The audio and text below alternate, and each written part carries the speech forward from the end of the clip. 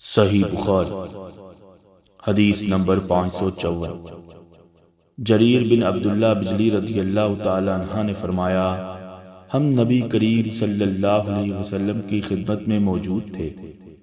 آپ صلی اللہ علیہ وسلم نے چاند پر ایک نظر ڈالی، پھر فرمایا کہ تم اپنے رب کو آخرت میں اسی طرح دیکھو گے جیسے اس چاند کو اب دیکھ رہے ہو۔ اس کے دیکھنے میں تم کو کوئی زحمت بھی نہیں ہوگی۔